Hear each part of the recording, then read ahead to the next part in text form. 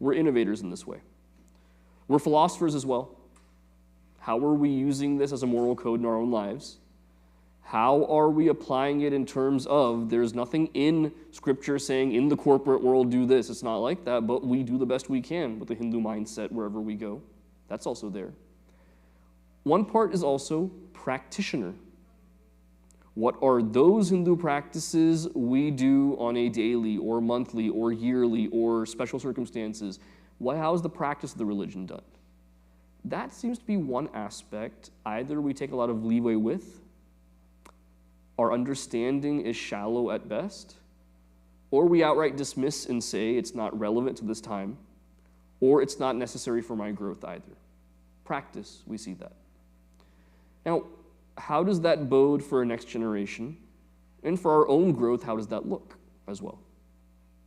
Because even at Chinmaya Mission, our Balavihar program, when it comes to those aspects of value-based living, we do a pretty good job in the Balavihar system of getting that across to the kids. When it comes to understanding broader Hindu issues that are out there, we're starting now, under Suresh Anandji's leadership is when we really started doing that, getting that out as well. What's the significance of Ram Janmabhoomi? What's going on in Bangladesh right now? Why is that important for us as Hindus? We have to get that out there as well. But still, one part that we try to find a place for, and it's hard to fit into our system, is these ritualistic practices that we have in the religion. Sunilji mentioned that we have Shivaratri coming up on February 15th at Chitrakoot, Samashti Puja. The pujas, these bigger events, are meant for the congregation to come together. But instead, unless it's Samashti Puja, by and large what we're seeing is it's still the same faces for the past 25 years that come to these pujas. Not many new families are engaged in that, especially those with young children.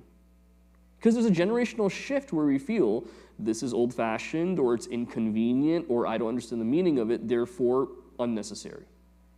Now, the root of that is not for me to chide you and say, oh, come to pujas, they're important. Explaining why. What's the root of all of this then?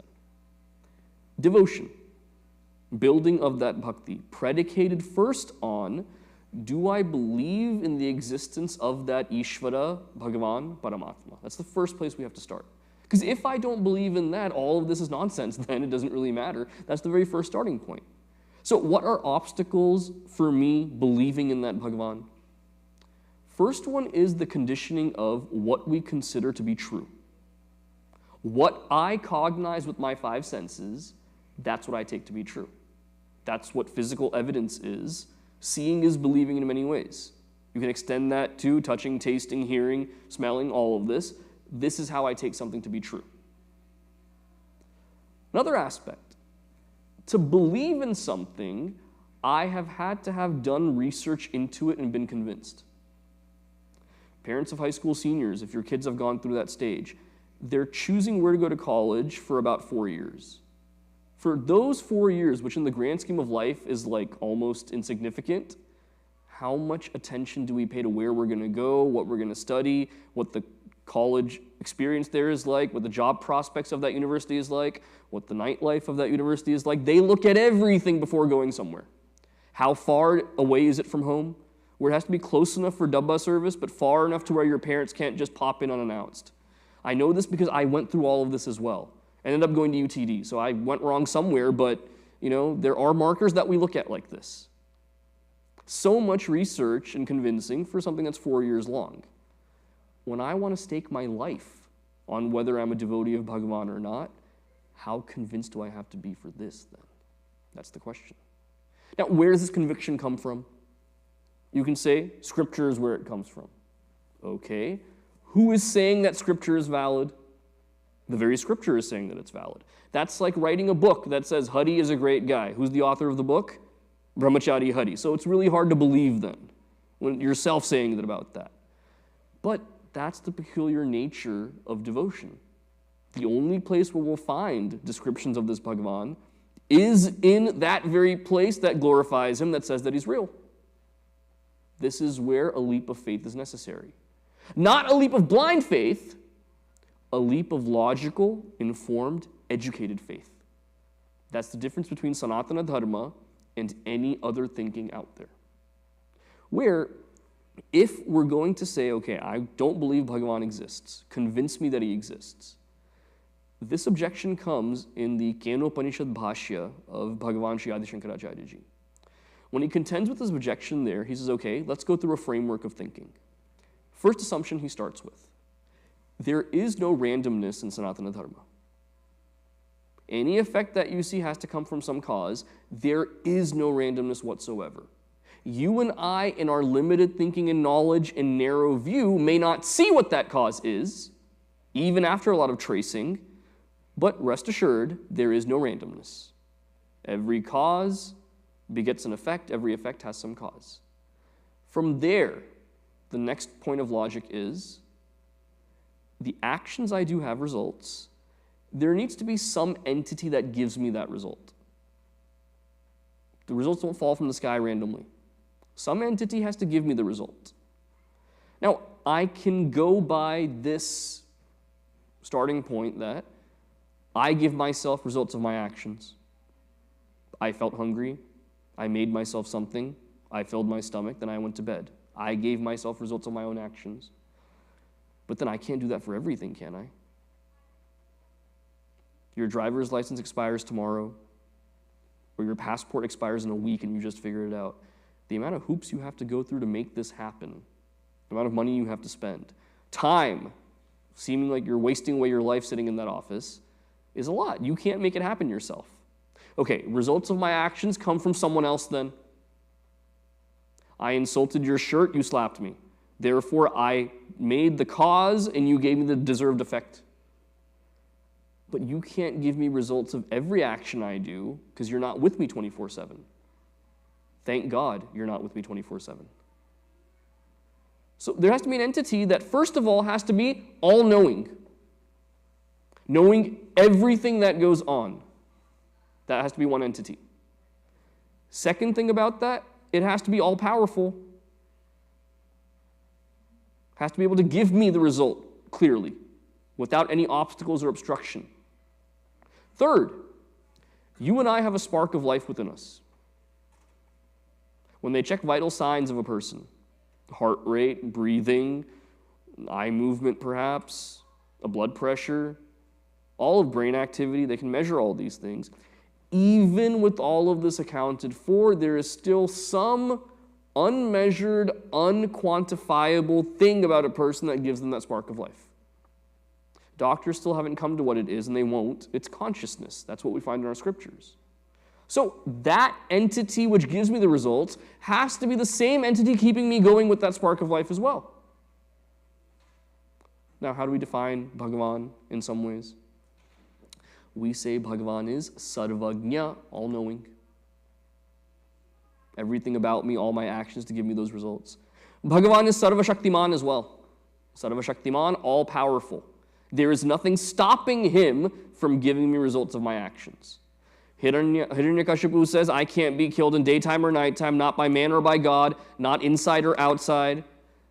Like a perfect lawyer, amazing lawyer, he lists all this out. Bhagavan says, haha, nice try, and then sticks to all of those niyamas and still vanquishes him. It's beautiful. Sarvashaktiman. Antaryami, Bhagavan is that indweller in me as well. That spark that gives me any kind of life and ability to do or know or think. Now, given all of this, we say, Bhagavan, you are Sarvagnya, you are Sarvashaktiman, you are Antaryami. We glorify him in artis like this. Devotion aspect now. When it comes to prayer, do I actually believe these things about Bhagavan? Because we've been conditioned from a young age. You go into a temple, close your eyes, fold your hands, and you ask for, what have you been told to ask for?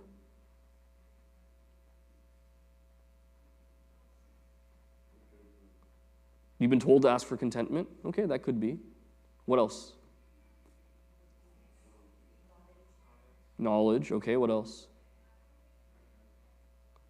That's what we've been told to pray for. What do we pray for? Bangla motor rekar dila de, ek nahi do char dila de, thodi si to lift kara de. It's been 20 years, but we still know that, don't we? Now, if we ask for something, even if it's health, even if it's wealth, whatever it is, we ask for something. We're saying, Bhagavan, you are Sarvagnya, all-knowing, yet you don't know what I need, so let me tell you what I need. Isn't that what we're saying? There's another type of prayer. Bhagavan, if you give me this thing, I will break 11 coconuts at your temple. I will donate this much money to you. So, Bhagavan, you're Sarvashaktiman, all-powerful, yet let me bribe you so that you'll give me what I want. It's a business transaction at this point. Or I treat Bhagavan like my hitman.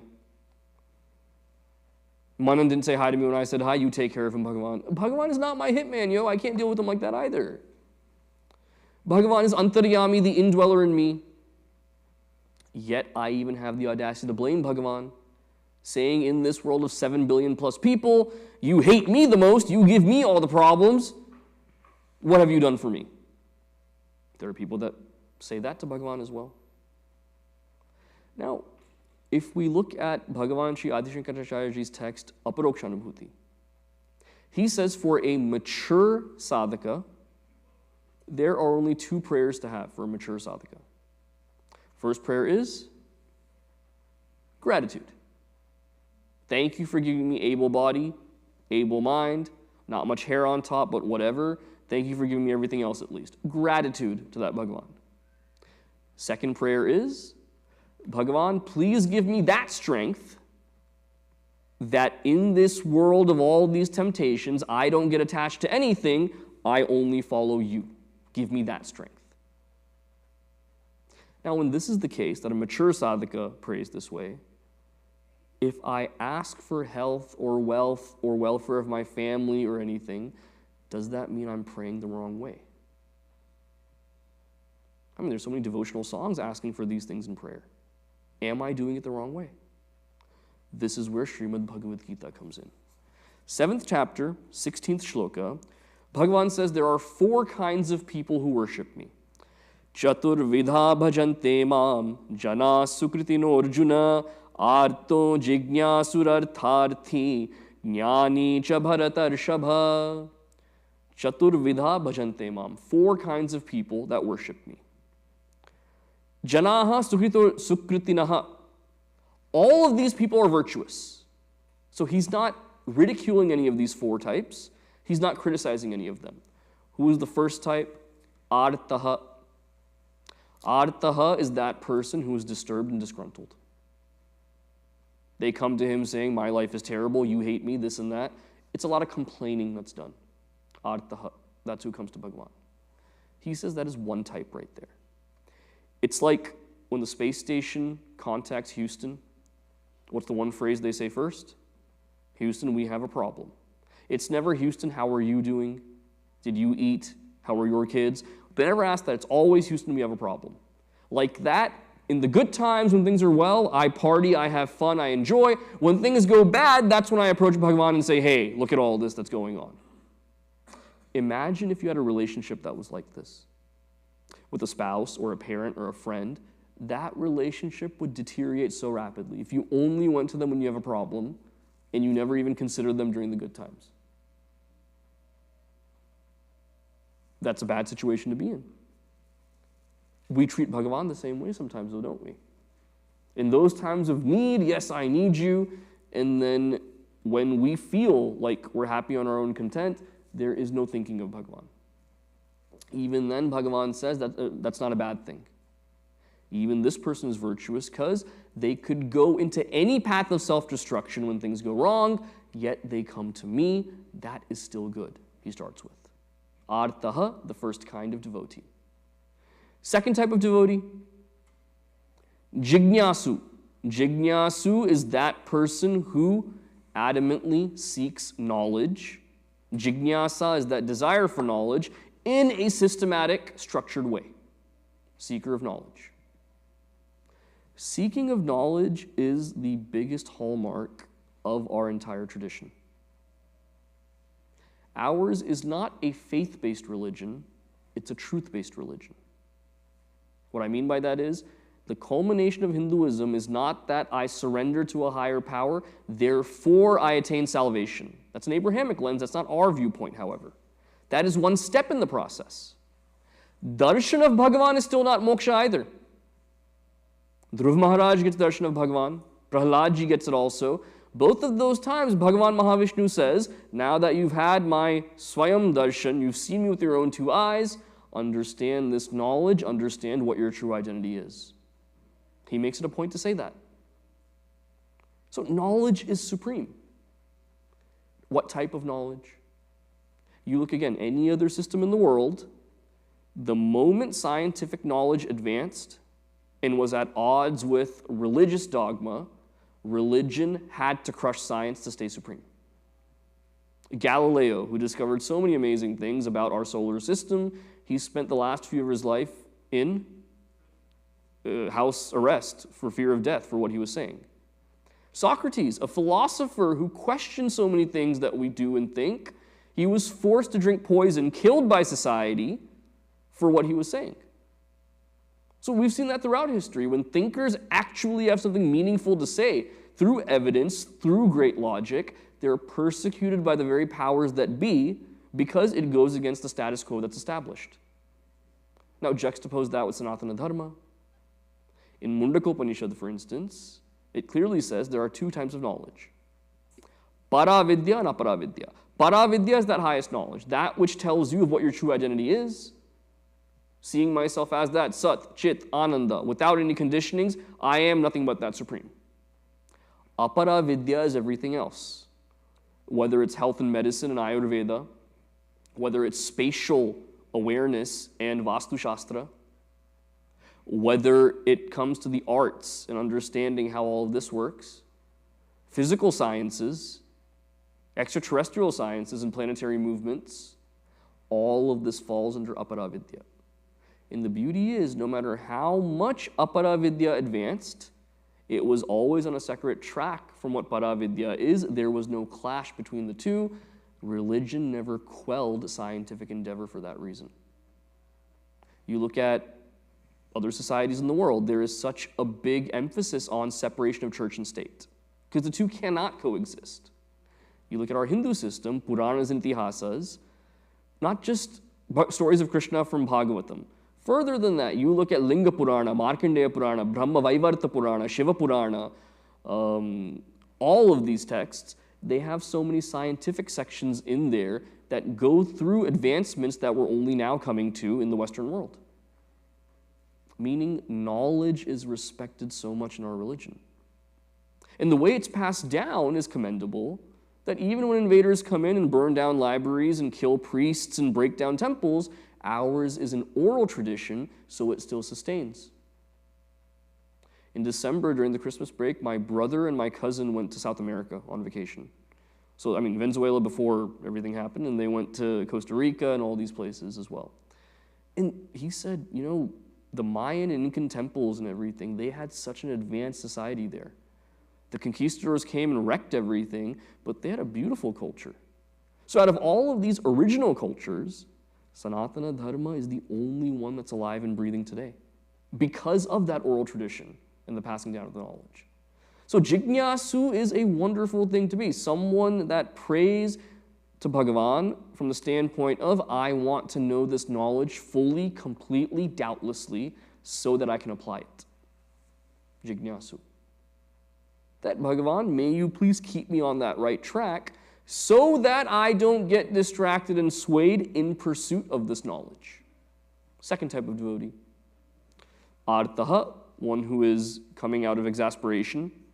2, Jignasu, the seeker of knowledge. 3, Artharthi. Artha, wealth. Artharthi, the one who comes to Bhagavan seeking wealth. If I want to seek wealth, I have to connect myself with powerful people. That's how you get wealthy. That's why you look at top businessmen in the country. If you look at their political donations, they never donate to just one party. You see evenly to both parties. Whoever is in power is who they give money to. That's the intelligent thing to do. You don't need principles at that level. You need efficiency. So you give to the power is whoever's powerful at that moment right there. Now, there are devotees who recognize, I want wealth. My local senator may not be the guy I go for. Who is the most wealthy of all? Bhagavan himself. Therefore, I pray to Bhagavan, give me some of that wealth. Bhagavan does not ridicule this either. Because artha has to be under dharma. I can't say, hey, I donate to a great nonprofit organization. I donate lots of money there every year. The way I get this money is through a Ponzi scheme, but I donate lots of money, therefore it's dharmic. From beginning to end, it must be dharmic. Accumulation, how I get it, how I process it, all the way to where it goes, all of that must be in one dharmic loop.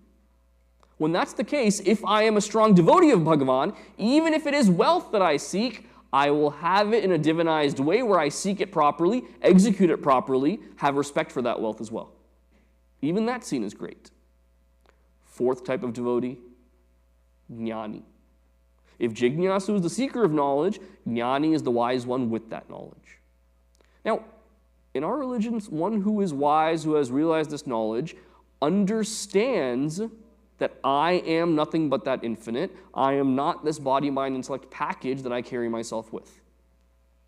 For that type of individual, what do they desire from Bhagavan? Having that knowledge. Think about it. One of my favorite texts is Panchadashi, chapter 7. Vidyaranya Swamiji gives an amazing, amazing flow in there. The first shloka of that is a mantra he's borrowed from Brihadaranyaka Upanishad. Atmanam chet vijaniyat ayam asmiti purushaha. Starts off saying, for that person, if they gain this knowledge of what they truly are, that ayam asmi iti purushaha, that I am nothing but that supreme, there are two questions that come to mind for him. Kimichan kasya kamaya. Kimichan, ichha, desire. If I know this entire creation around me is an illusion, what do I actively desire in the world then? That's the first question. Second question, kasya kamaya. If I know this BMI is an illusion, for whose sake am I desiring all of these things? Both pieces of knowledge have to be there. Both realizations. One, the world is false, but I am real. That doesn't work. I'm a part of this world. I am real, but the world is real, but I am a false entity. No, it has to be complete right there.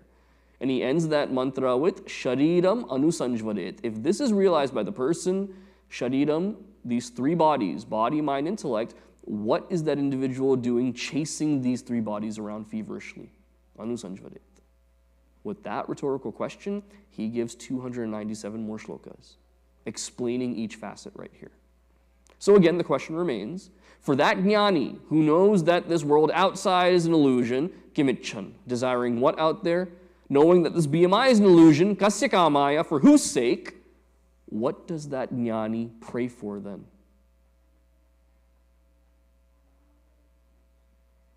At that point is pure love, nothing else. Bhagavan says in the next shloka, priyaha, this wise person who prays is my favorite one, is the most dear to me. Every other of the three devotees that prayed did it because they wanted something, they did it for a reason.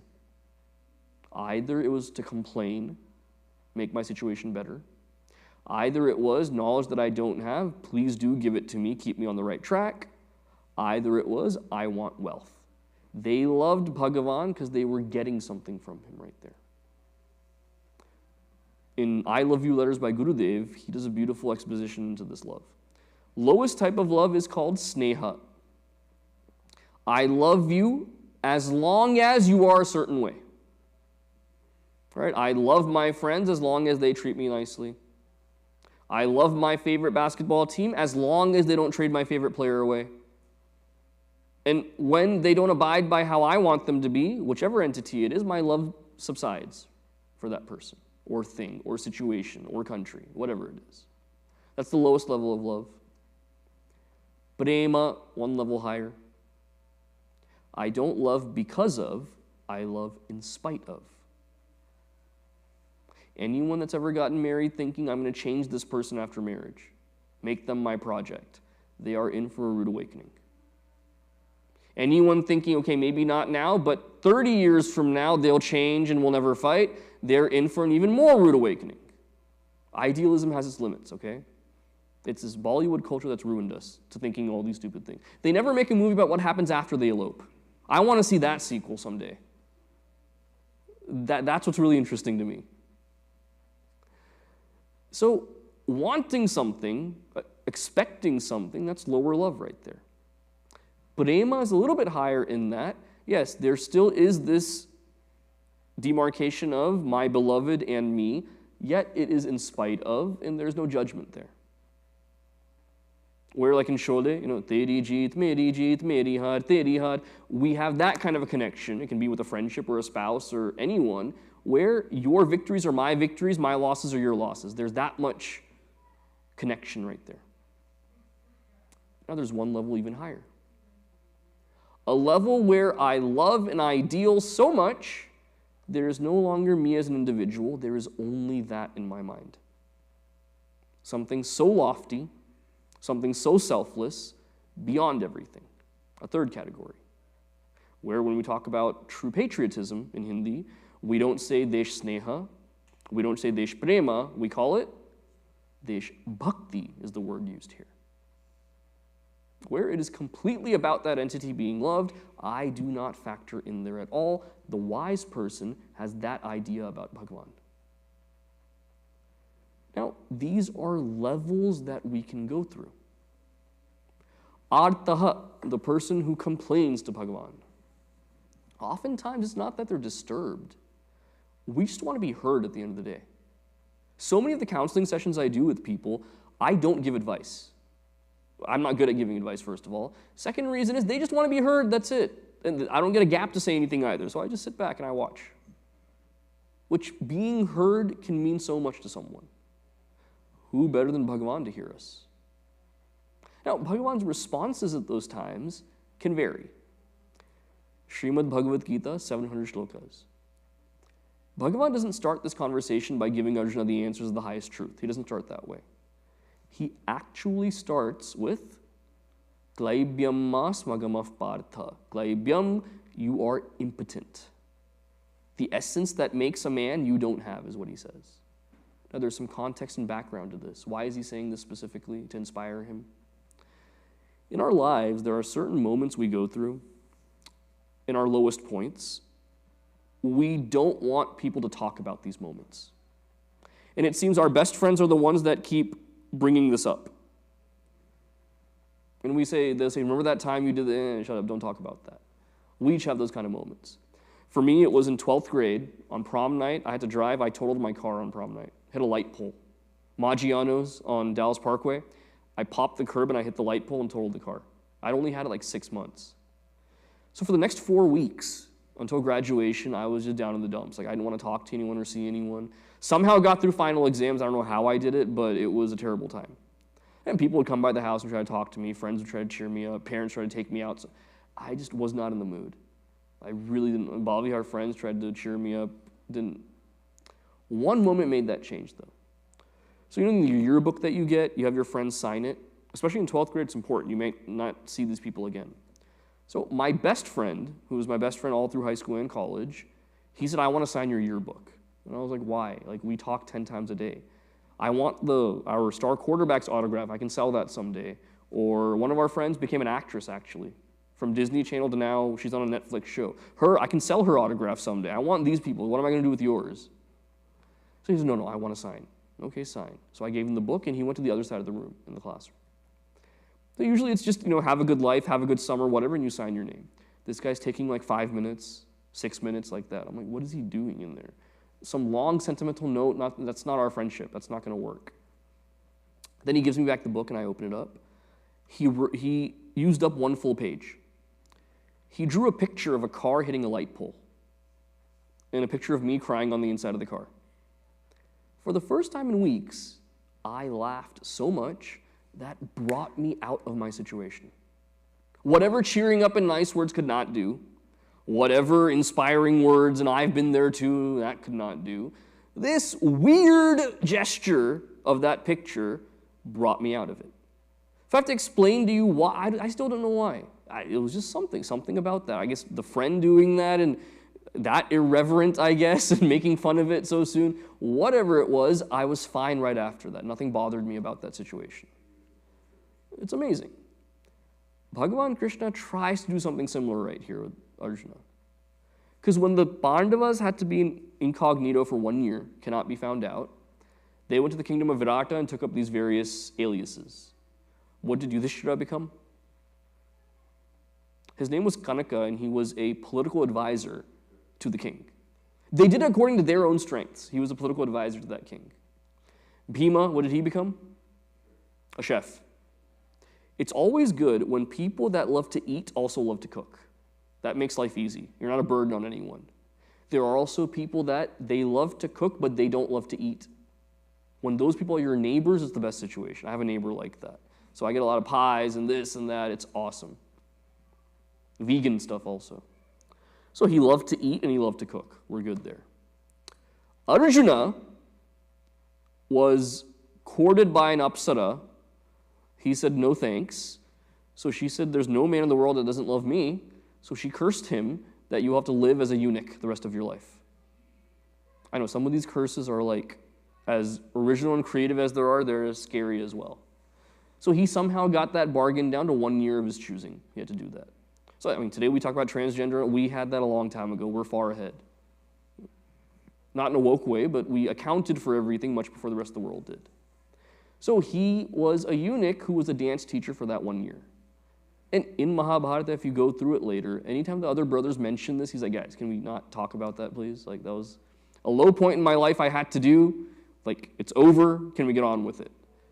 Bhagavan Krishna is referencing that when he tries to inspire Arjuna. That either you fight this war or go wear a sari and teach dance. No judgment. It's just, I guess you're not meant for this war. Thinking it will inspire Arjuna, instead he says, why are you making fun of me? And he gets even lower. Then Bhagavan says, me is what he, me. I have to teach him this knowledge now. So I wonder, it's a conversation they both had in the context of their broader lives.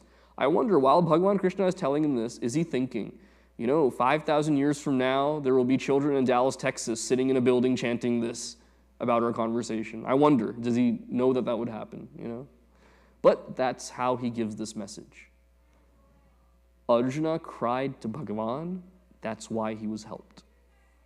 That's the lesson right there. That is the one non-judgmental source where there's only love coming. That is Bhagavan. No bias, no judgment whatsoever. Jignasu, the one going for knowledge. Even access to this knowledge is nothing but a blessing. The fact that you and I have the time on a Sunday afternoon to sit and just reflect on this, that we don't have to work 3 jobs to support our families. We're not in some war-torn country where we're dodging bullets to go somewhere. There are people that live that way. You see it everywhere. And on top of that, the other blessing is we are able, by some divine intervention, to recognize what the true knowledge is and go after that. Look how we can be driven in the wrong direction so easily. Recently, in December, Time Magazine's Person of the Year from the tech industry, it was Neil Mohan, who is the CEO of YouTube.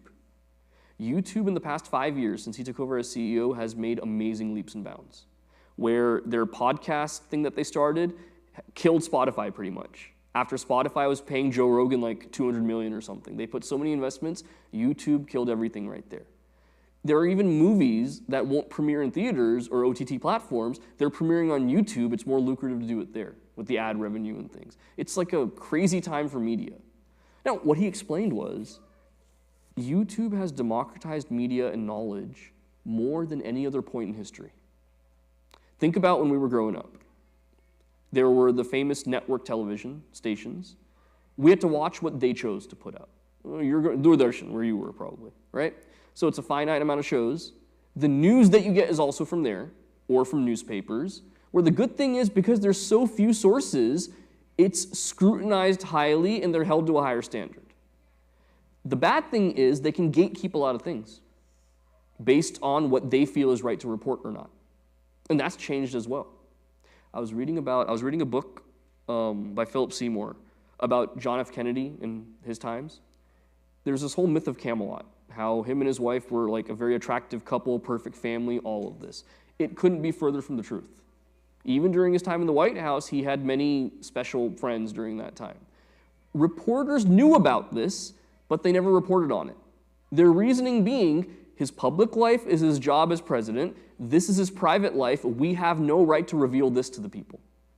I mean, 2026, hearing that, it's like completely foreign to us. That would never fly in this day and age with the information media we have today. So that was a time when things were kept tight like that. Now, over time, when it comes to things like Sirius Radio, 500 different channels, that democratized it some more. Now you look at it with something like YouTube. There is no gatekeeping or anything keeping me from expressing what I want. If I have a camera and a Wi-Fi connection, I can become someone that has influence over thousands, hundreds of thousands, millions of people. That is an amazing thing and a terrifying thing all at the same time. I can speculate on anything and I can still have an audience for it. Even the most niche videos on YouTube, if they do it right and they market themselves the right way, they will get upwards of 250,000 people viewing their videos. That's a fact. Given all of that, traditional knowledge passed down in a responsible, systematic way is drying up more than ever. Who's going to sit in an ashram and learn Bhagavad Gita shloka by shloka when they can watch like a YouTube short where he connects it with something and says something? The feel-good factor is there, that in this 10 seconds of watching this I gain something, and we feel great even talking to others about it. It's shallow at best. Jignasu, by the grace of Bhagavan, is that person that says, I will systematically learn this knowledge, not taking shortcuts to get it. That's a very rare thing to find. Because more and more, and I see this in the tenor of our Chick members especially, during Q&A sessions, they'll have a question, they want an instant answer to it, and I'm like, we have to dive deeper into this. It's going to take me 10 minutes to give you the background and go from there. We want everything in a soundbite. There was a time in this country, editorials in newspapers, when they talked about political candidates, they would present an entire narrative of what that candidate stands for, pros and cons, and then say, you make this decision. As the paper, we endorse this person, but this is what they stand for, nuances, both sides, and then giving it. In this day and age, we only have echo chambers as news. We'll tune into the person that agrees with our views and just spouts that out to us, and there's like 1,000 of them out there. We just listen to that. When's the last time we actually learned something from news media? I was reading just archives. Pulitzer Prize in editorial writing, 1950s. It was about the auto strike in Detroit at that time. It wasn't that long of an article, but I learned so much about both sides. The demerits and merits of both sides of the argument. What it would look like taking this pathway or that pathway. We don't have the patience to even read something like that. They don't have the patience to write something like that today either. While we have access to the most technology and means in history, we have also dumbed ourselves down more than any point in history. As humans, that is completely our own doing right there. So study of Shastra then seems out of reach for us. But if anything, it's most in reach for us right now. Whether it's Chinmaya channel on YouTube, all the different videos they have, publications that we have, use this 75th year to take advantage of that. Yesterday we had our mid-year teachers training. About 110 teachers we had at Chinmaya Chitrakoot. One thing I told them was, my sankalpa personally in the 75th year is, I want to strengthen Bal Vihar as much as I can. Now that's in several ways. One is to give our teachers more resources, not for them to just deploy in the classroom, but to help them plan their lessons better. To be more engaging with the students. Because honestly, what keeps a kid coming back to Bal Vihar is not their Bal Vihar teacher. It's their friendships with their friends that they forge over the years. Now, if you sit in Bal Vihar week after week and you just listen to a lecture by the teacher where the teacher is Krishna and you're a bunch of Arjunas, how are you going to connect with your classmates right there? It's not going to happen. They need to interact with each other, so I'm stressing that point. Do activities where they interact with each other and really learn from each other as well. Second part of that is, do we understand Pujya Gurudev's vision in all of this. The number of people who have met him is dwindling year by year. Every time Chinmaya Mission sends out an email about one of our senior Swamins attaining Mahasamadhi, or a senior volunteer who's met Bhagwan, it's people that have met Gurudev. That number of people who are directly inspired by him is dwindling year by year. That means we have to hold on to this vision much more. Because if a kid graduates from here and you say, tell me about Pujya Gurudev, and they say he's the gentleman in the orange clothes with the white beard, and that's all they know, we have failed as an institution. What is the broader vision we know? And the way this comes about is, the way I'm seeing the vision slipping away, we've made it more of a concerted effort to close the doors right at 9 o'clock or 12 o'clock. And say, if you're late, wait outside, come in after the performance. I got an email from one parent. We came into the center at 9:01, and it was locked, the doors. We had to wait and then come in. We were only like 30 seconds late. It was really bad for my kid. They weren't happy. I wasn't happy either. I want you to reconsider this rule because, and this is the part that really riled me up, this does not seem to be in line with Chinmaya Mission's vision of inclusivity. Wow, big words. Chinmaya Mission's view on time, try being late to Pujya Gurudev's classes at some point. He wouldn't let you in. In Chinmaya Mission Houston, even today, it's not that they close the doors. The gate that leads into the parking lot, they close that at noon. The vision is slipping away when we try to co-opt it with inclusiveness and stuff like this. Another one last year in this session, talking about Ram Janmabhoomi, and I said, I'm making a video for your kids to see this. One parent stood up. You're showing divisiveness to the kids. You're showing them to see someone as the other. You're bringing up stuff that doesn't need to be discussed. That's not the ethos of this organization. Excuse me, it is the ethos of this organization. Pujya Gurudev said, if we don't know our history, not just it repeats itself, it'll happen in front of our eyes and we won't even know it, which is happening. Call out what happens, when it happened, the name of the people that happened. That has to be done. Or else a Jew saying that the German Holocaust was terrible and it killed my people, saying that from a Hindu standpoint about our own people is apparently being divisive now. When we lose Gurudev's vision, this is what happens. We co-opt other things into it, and we stray completely from what he said. As much as he focused on a value system, he also advocated for rituals and a way of sadhana to improve oneself. And his message was so universal. Chinmaya Mission today in America is completely Indian. You barely see any foreign people. When he was coming in the 60s and 70s, so many in the audience were Caucasian because this transcended any kind of mere culture. So someone that was so traditional was also so open that anyone from any walk of life could take this knowledge. I want to bring that vision back here as well. And that takes understanding on all our parts. I was born the same year he attained Mahasamadhi. His videos, his books, and stories from the people that met him, that's the only way I connect. Let's get deeper into those connections then. His Holy Gita sits in all our bookstores.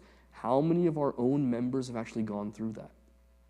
So this year, I want to highlight more of these things. Reading Gurudev, understanding his vision, looking at the interviews he gave for his time period to see what was the vision he had for us as diasporic Hindus here. Jignasu, knowledge means all of this. And there's a nuance in the way he explained all of this too. For instance, brahmacharis who were studying in the course at Sandipani, Sadhanalaya, in the ashram, if he caught them reading a newspaper, he would scold them, saying, you're here to learn about the deepest knowledge of what you truly are. All of this is distraction from the world. Break that attachment when you're here. Conversely, when he visited brahmacharis working in the field at their centers, he would ask them, did you read the newspaper today? If they said no, he would scold them, saying, if you expect to serve the people, how do you expect to effectively serve them and connect with them if you don't even consume the same things they consume? How do you understand their mindset if you're not even reading the paper or understanding these things? See the subtlety right there. For the role that we find ourselves in for whatever duration, what is it we have to learn in what way? When he traveled, at a minimum, Pujya Gurudev would read 3 books simultaneously. Fiction and literature, Shakespeare, law and politics, science and technology, government structure, everything under the sun. So jignasu is understanding what knowledge is required when, and the humility to understand I always need to be gaining knowledge. There is never a point that I can say, I'm done. I want to stress that to our teachers as well, saying, if you've taught 10th grade for 10 years, and every year I hear some teachers say, I do the same lesson plan I've always done. A 10th grader 10 years ago is not a 10th grader today. Attention spans are different. Insecurities are different. Strengths and weaknesses are different. We have to keep adapting and accounting for all of this. It's a necessity. Jignasu covers that as well. All of this to say, and this time of year is when I make this pitch, we always need new Balvihar teachers. And if the objection is, I've never taught anything before, we have training for you. I already deal with my kids. How can I deal with other people's rotten kids? You can. Every single one of you has a unique perspective to give. As you learn this knowledge, the best way to retain it and to reflect is to have to teach it. That's when we actually think, if I'm going to say something to someone else, how much do I believe it myself? Furthermore, as a Balvihar teacher, we truly understand what is it that I like to focus on in this religion. What are those topics that really inspire me? What is it that I'm contributing to a community? Because as Grihasthas, the most important role that you will ever play in your life is that of a parent. No matter what your occupation is, no matter what social work, whatever, the most important role you have in your life is that of a parent. Secondary to that only is inspiring other people's kids as well in the community. That's almost as important as being a parent yourself. So this is one of the most important things you'll ever do in your life. And I know it seems like, that 6th grade class that I teach, they won't even remember what I taught next year. They run, jump around, this and that. We have to keep trying. And there's this fascination with high school teachers are the best teachers are put there. Everyone else is put other places. Not true at all. And for any of my high school teachers that think that, I tell them, I'll put you in kindergarten for one day. Let's see how you fare. Every single grade has its own challenges that come with it. Requires a different skill set in each place.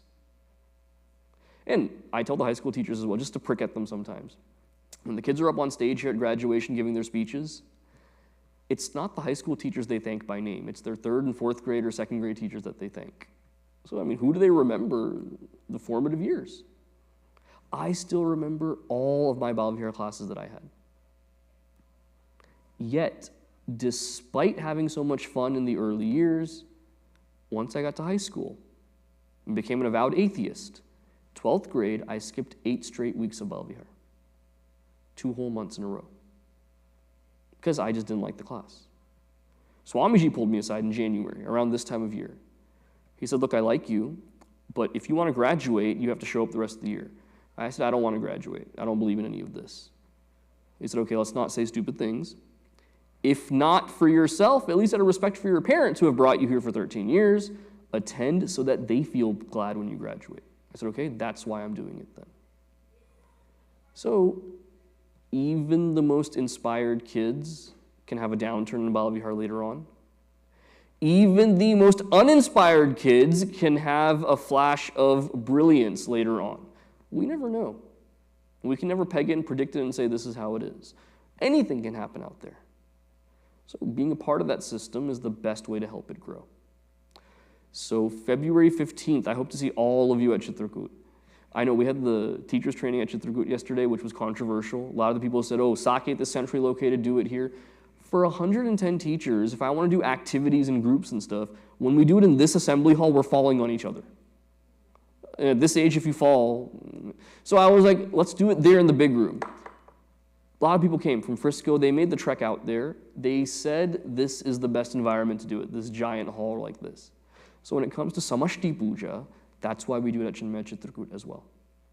Imagine each family gets their own Bhagavan Shiva's linga to worship right there. That's awesome. All getting together for that. And this year it's on a Sunday night. There is work the next day, but still, it's the weekend. So it's a great time to celebrate together. That's February 15th. So again, look out for a lot of fun stuff this year. Sunil Ji said it very aptly. This is not like any other year. The only other year that was like this was maybe the 50th year 25 years ago, right? This is not like any other year. We're going to have fun. We're going to have a great time. So with that, thank you so much, and see you next week. Yeah. This verse I've known since I was 8 years old. My father used to read Gita in Urdu. And the verse says, Sun Arjun, mere hai parasta. Parasta means people who like me. Whom I like. Mere hai parasta char. Nikokar mere chahane wale char. Char. Dukhi shaks. Laal. Ya jisme jnaan dhun. That's the jignasu, curiosity. Talab zar ki jisko. One who wants artha. Ya jisme jnaan dhun. One who knows that I am the one to be loved, therefore loves me. So, Big verse, big verse. So like that, I thought I'd pick 5 verses every week and go through it. I can't even get through 1 verse in an hour. That's the limitation I have. So maybe 1 verse at a time, and we can explore that. So one thing I want to do, and I want to start it next week, is we have WhatsApp groups for each of our classes. That's where you're getting your class updates and things. For each of the parent satsang groups, there's no WhatsApp group like that. Because I'd like to send you videos during the week or questions to think about and stuff. Next week, I'll be efficient with it. I'll come with a QR code, and I'll hold it up like a hostage, and then you guys can all join the WhatsApp group that way. We'll call it S2 Parent Satsang Group or something like that. And that way we can get updates and things. Let's see, some fun way to do it. Om Shanti Shanti Shanti Hari Om Shri Guru Bhyo Namaha Hari Om.